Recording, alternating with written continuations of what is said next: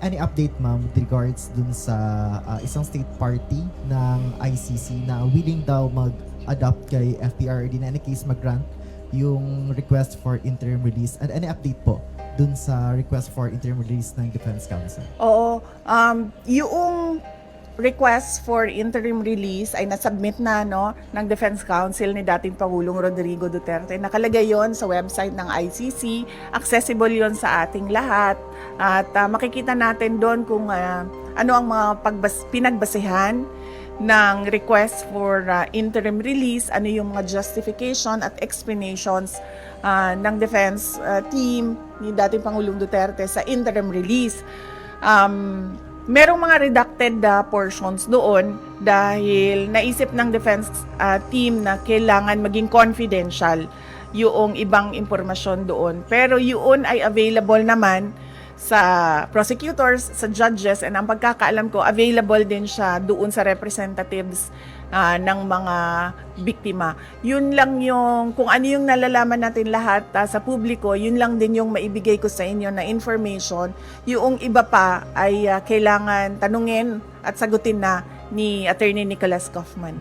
Ma'am, any update dun sa oath-taking ni FPRD? Or any case, ma'am, before ba ng June 30 possible na ma-release na si FPRD? Nakikita niyo pa yung possibility na gano'n, ma'am? June 30?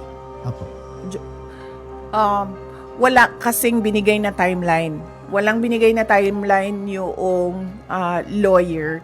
Pero lagi niyang sinasabi, we are hoping that it will be granted the soonest possible time. Yan yung lagi niyang sagot kapag tinatanong siya about interim release. Doon sa oath-taking, hindi ko alam kung ano yung discussions niya. Iba din ang mga abogado ni dating Pangulong Duterte sa oath-taking niya. Mga Filipino lawyers ang kausap niya at nag-aasikaso ng kanyang oath-taking. Ma'am, you have any idea dun sa non-filing daw po ni FPRRD nung kanyang sauce sa COMELEC? Baka may discussion kayo with the local lawyers niya po. Ang pagkakaalam ko ay kailangan ng oath yun.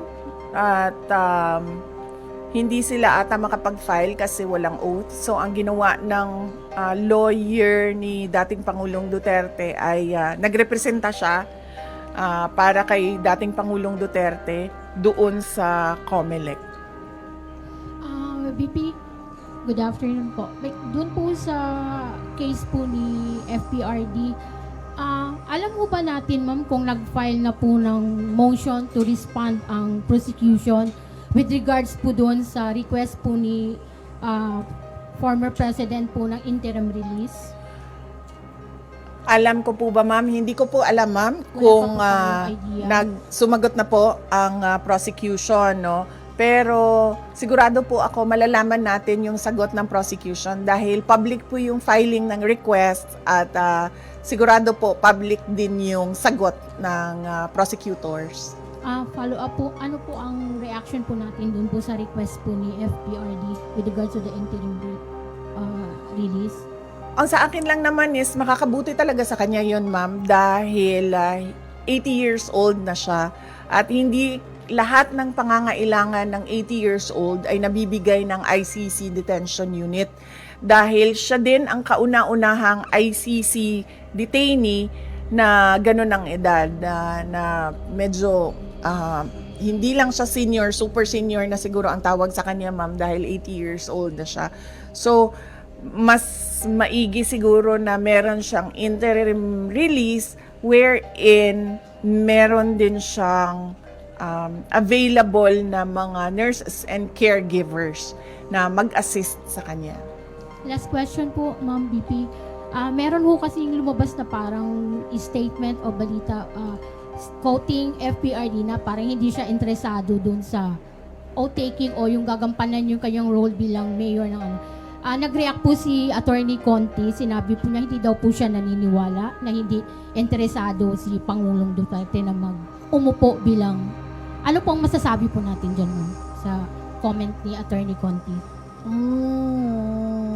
Ang Conti malapit na sa Castro, no? Papunta na siya doon. Magkamali ka lang ng spelling, Castro na yung Conti na yan, eh.